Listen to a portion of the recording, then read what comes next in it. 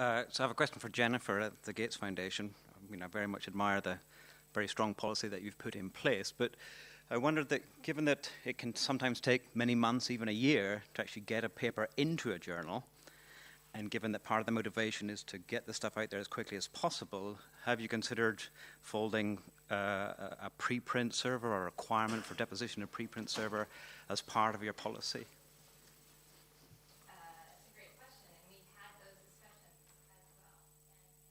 as well. Hey, you can hear me. I think when we first started talking about publication policies, we were really excited because we were like, oh, it's going to be awesome. We're going to have everything. All the landscape research is going to go out there, all the white papers. It's going to be great.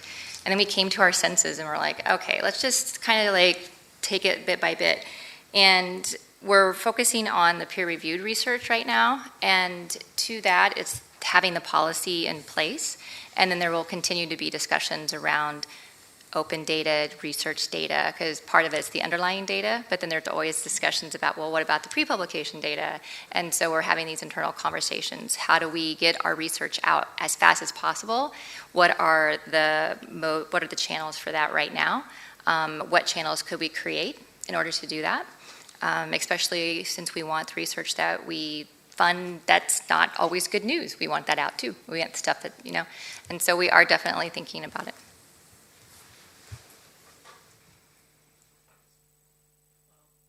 Maybe this is a related question, Jennifer.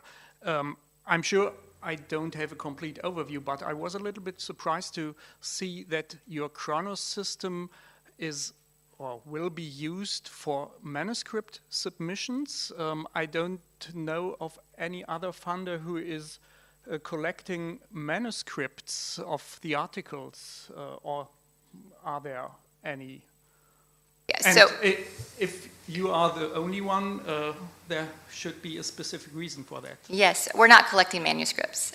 We're actually going to be integrating with the production systems themselves, and so we won't see that. So how we're going to track it is we're going to match our grant IDs to the researcher, and then when they're ready to publish, they will go through Chronos, and they will submit the manuscript to whichever journal, and then it'll go into that journal's submission system and move through there. And we won't see it. We won't have any control over that. It'll go right into the system. It's just their point of submission will come through Chronos. Okay, the submission to the journal machinery will be through Chronos? Mm-hmm. The production systems, yes. Interesting. And why do you want because to we want be aware of this point of submission in this Yeah. very early stage? Yes, we wanted to be because we wanted to manage our compliance. We didn't want to get into discussions with publishers at the point of payment where it's already gone through peer review. There's all this money that's been spent on the publisher side. We wanted to get it at the point of submission. So then it's the researcher knows which journals are compliant with the policy, and they know where they should publish and how they should do it. And this will enable them to have those conversations prior to submission. So if there's a journal that they want to publish in that happens not to be compliant with our policy, which I would say 95% of the journals out there are, and we anticipate that there will be 100% by the time that it comes online on January 1st. 2017, but we wanted to have those conversations early in the process. Okay, I know. I think there are more questions that have stopped. Yeah. Bring it on, yeah.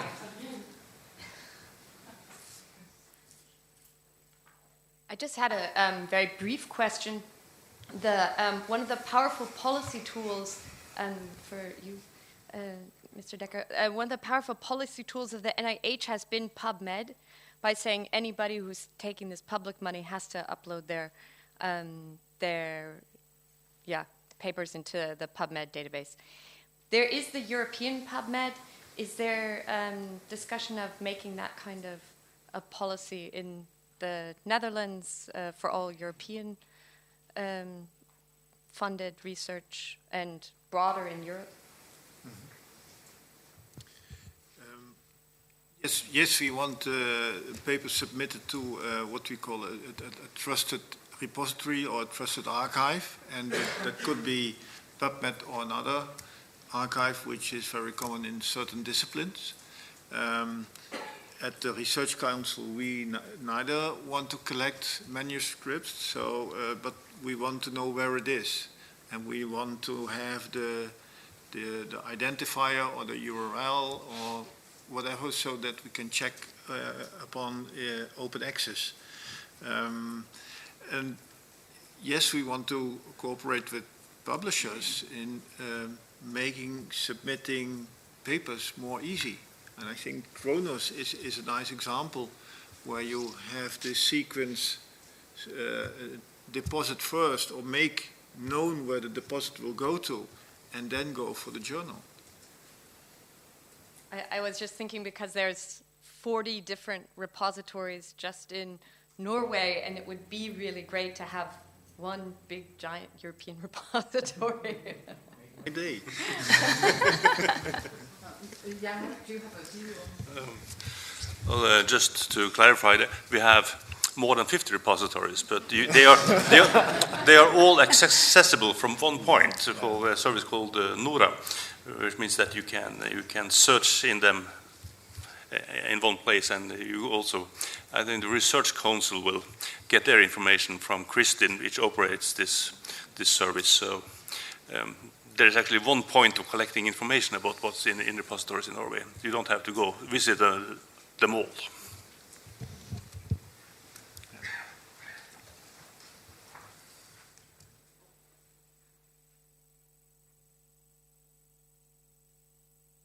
I had a question for Jan Erik. You mentioned during the Norwegian accreditation system that you had level 2 and level 1, and I think you said it was just journals of high standing. And I was wondering if you could actually explain what that is. I'm assuming it's a bit more involved than just impact factor. Well, with my views on the impact factor, I'm happy to say it's not only impact factor. For instance, it also applies in humanities where you don't have impact factors, but it's a matter of much policy and politics. While we have one committee accrediting journals, and they managed to process 23,000, there are about 115 committees, discipline-based committees, annually discussing which journals should be on level 1 and level 2. And you could say that journals that don't have an author in one of those committees will not be on level 2, for instance. There are some formal rules about how much of the world's total production of articles can be in those journals listed as level 2. For instance, PLOS ONE will never be a level 2 journal. But of the 7 other PLOS journals, 5 of them are on level 2. So they are specialized, they have to be of a high standing. If they're in a scientific subject, they probably should have a good impact factor, but that's not the only thing that's relevant. It's also important for Norwegian authors, etc., etc. Politics, a lot of energy going in, and there's no discussion about creating a level 3, which probably will encompass Nature, Science, New England Journal of Medicine, and a couple of other journals. And my opinion is that you spend too much resource administrating this system for what good it makes, actually. But I only publish in level 2 journals, of course.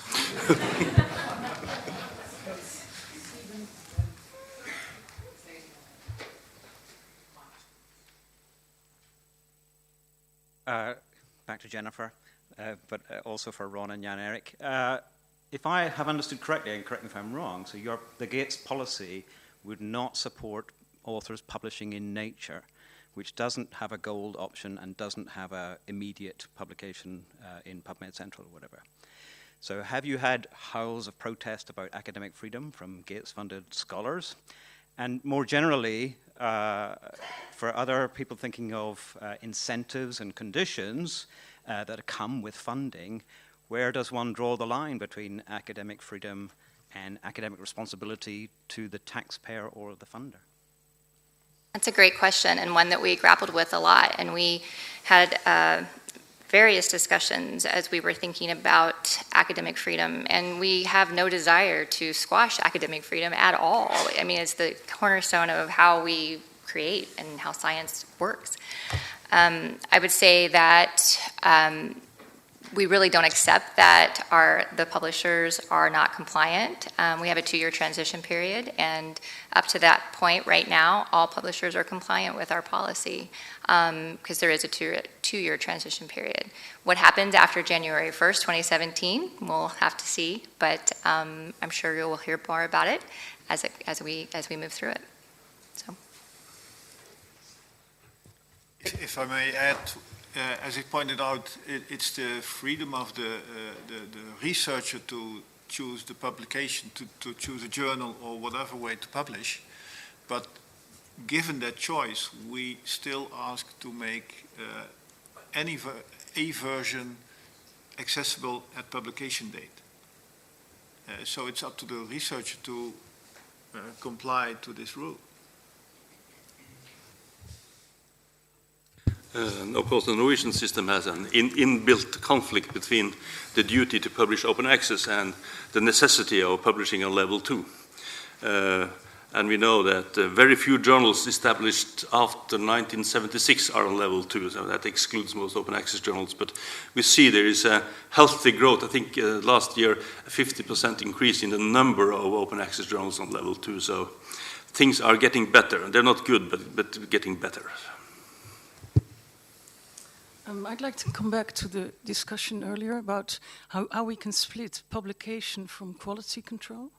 And my question was actually raised because you told us Norway gives more money to publishers who have a journal in 2.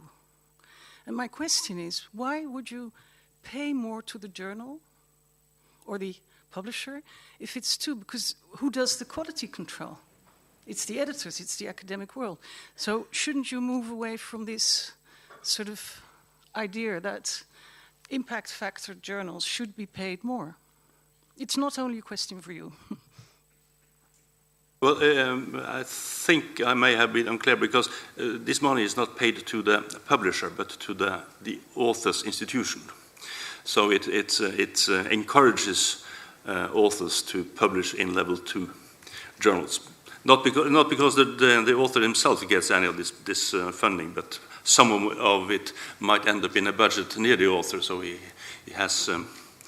It's good for him to increase the budgets that he can make himself available. But of course, there is a discussion of whether this is useful or not, and I'm on the not side. Researchers who benefit from the model are, of course, on the yes, this is very useful side. So it's and the health researchers are now eagerly awaiting the new level 3, where they can compete for probably a factor of 10. That for this, there are interest groups combating here. Can I just add to that, open it up to the panel, whether what your views are on trying to.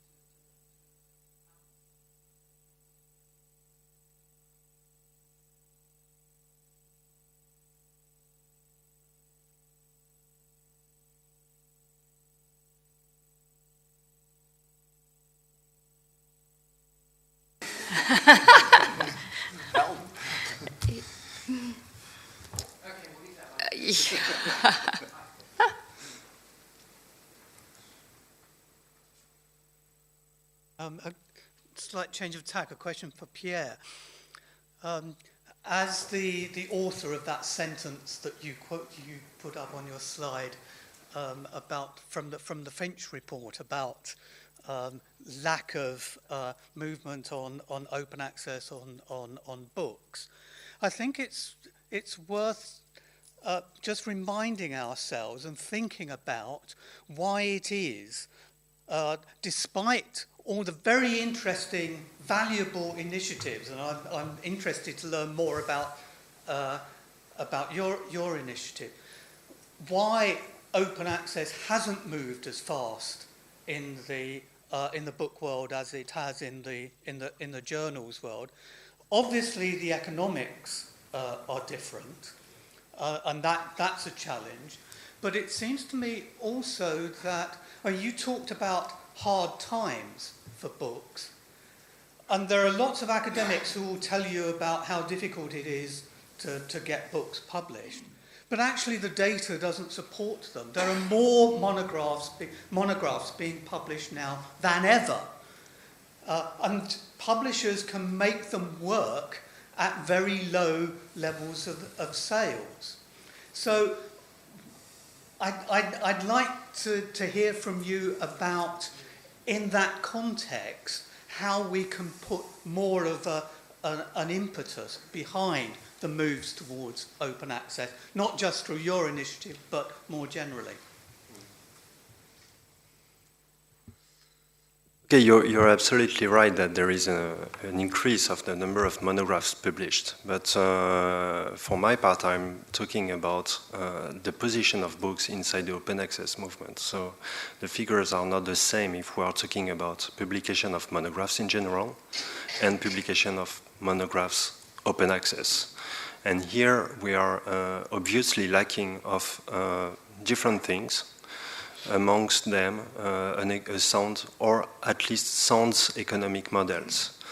There, we at OpenEdition, we are trying to develop an economic model based on the freemium. It means that we ensure open access to content in the most standard way, in the most standard format, which is HTML for the readers.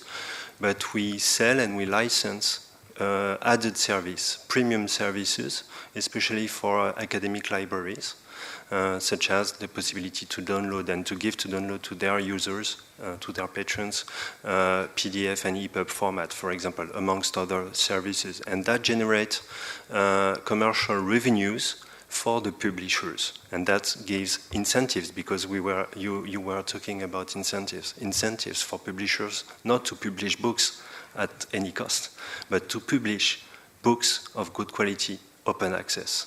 Okay, OEPEN is another model, and I won't extend on OEPEN model, which is a very good other model towards turned towards the funders, the research funders. We are working with mainly with the libraries. Knowledge Unlatched is another one. So what I say is not that nothing exists. But what I say is that these initiatives, to be sustainable, because this is the key word, sustainability, to be sustainable and to converge and not to compete with each other, because the humanities and social science community doesn't need to compete within itself, but need to unite, then we need a common framework. And it's exactly what is Opera. And what we need also is support from the institutions and support from the institutional framework, namely Europe and state level as well. There are other difficulties, which are technical, which are usage difficulties. For example, now it's still very difficult and uneasy to read a humanities monograph on a digital format, from the first page to the last page, 500 page, 600 page, in PDF, really, on your computer screen. So what we need is to have research and development, usage study, invention, many initiatives to go forward this way, because we have specificities. It's not the same thing to read a research monograph and to read a science article, because it's not the same size, it's not the same rhetoric, it's not the same writing. So I hope I answer a little bit your question. Sorry for the citation. That's the game. Just two comments. One is to point out that there is not necessarily a contradiction between more monographs being published and it being increasingly difficult to publish a monograph, because that's a question of whether the amount of publishable monographs grows larger than the actually published monographs. There's a growth of manuscripts that this says whether that is a contradiction or not. And I'm happy to report that a number of Norwegian open access funds have reported recently that they have started actually giving money to open access monographs. So we see funds having a role to play also on the monograph side.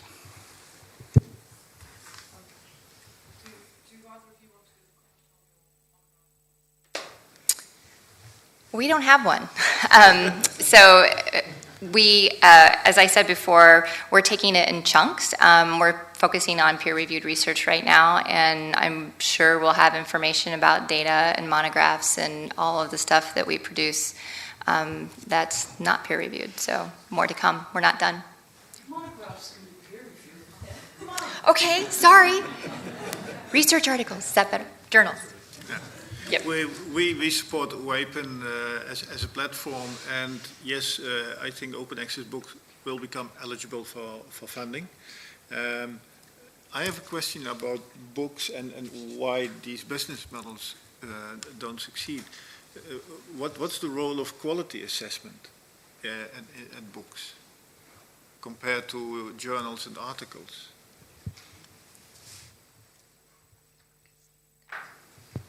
If they're peer-reviewed? Yeah, exactly. Right. That's the answer. Are they? At university presses, they're always peer-reviewed. I mean, it's a different process from the quicker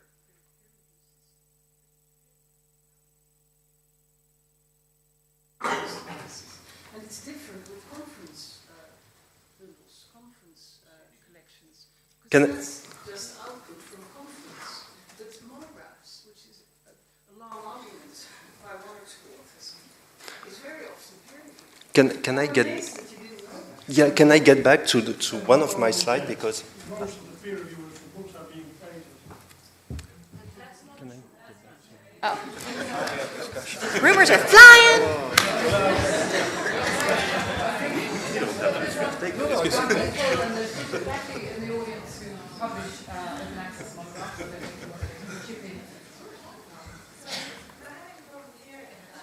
Oh, okay. Can everyone make sure that they get to a microphone? Okay, thanks very much. So even if you have a comment. Okay, just scream. these from. Oh, okay, no screen. Sorry. This one? Yeah.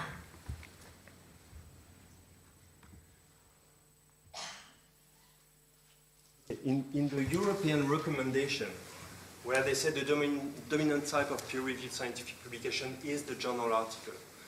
And read the next sentence. In addition, however, beneficiaries are strongly encouraged to provide open access to other types of scientific publications, some of which may, in some cases, not be peer-reviewed, including monographs, books, and so on. So there is this feeling that if it's a book, if it's a monograph, then it's not peer-reviewed. It's not true. It's not true. We have to make an argument there. Actually, the peer review for monographs sometimes goes differently. I was a university press publisher for a long time because a humanities person will send out his or her book to her peer reviewers before they go to the publisher very often. And they will thank their peers for commenting on it. So the peer review is interned into the manuscript, which is even better than in STM, I think. Yes. I think the lesson there is raising awareness. Yeah. Are there any other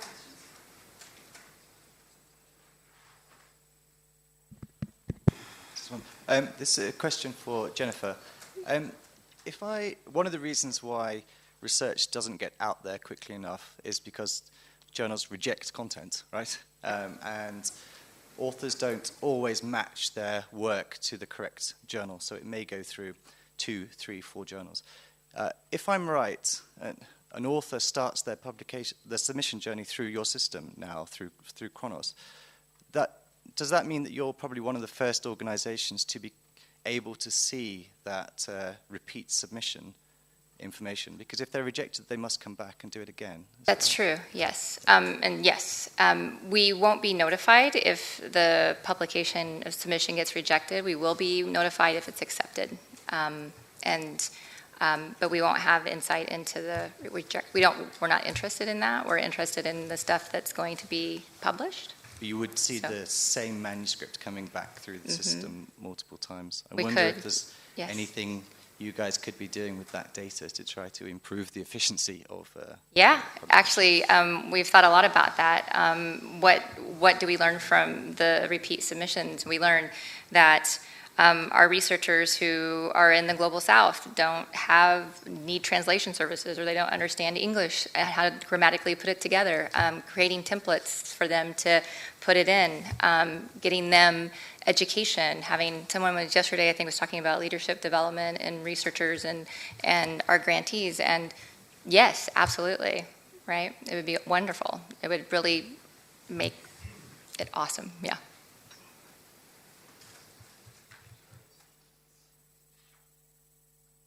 I was actually quite happy to hear research integrity as a term, and also that you, Jennifer, said you want the good, the bad, and the negative out there. And just as a reminder, we often have in high-impact journals also a high retraction rate. It's not necessarily that it always has a relation, but there seems to be a correlation of high impact based on maybe not so robust data, but sexy stuff. And that needs to be retracted because it's not that robust. And the question is, do we need to put more emphasis on positive bias and research integrity questions in open access movement? Could I give it a try? I think open access, or more an open research process, would benefit to integrity. So it's one of the benefits of being more open, including peer review. We have to get an alternative for this black box where you submit and then something happens and then it's published. If you want to, it should be transparent and the data should be accessible too. And I think if researchers know the data will be accessible, then you take more care about your data.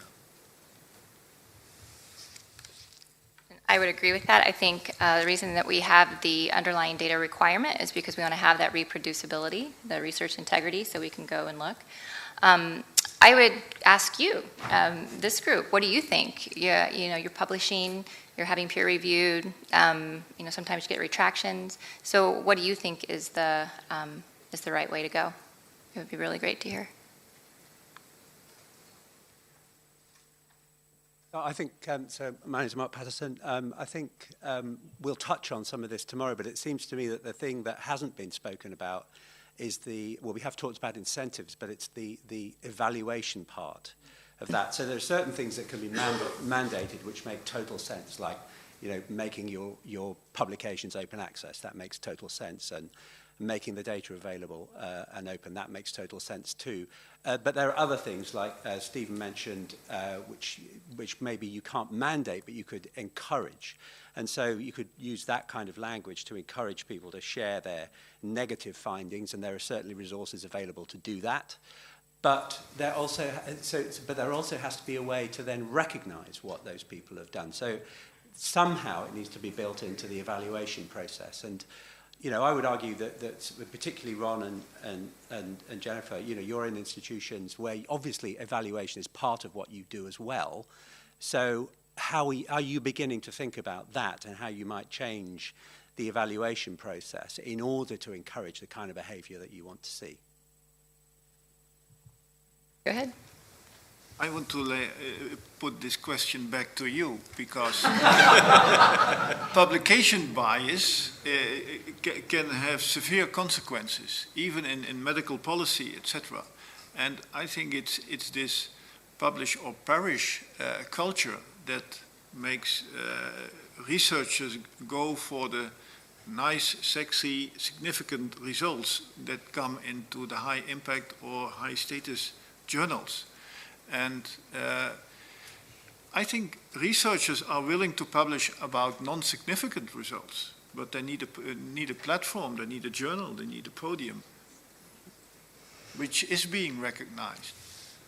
And I would say to that it's a social change, right? It's not a mandate, and it's working together and trying to figure out what that incentive looks like, and creating a new system, thinking about how we do that.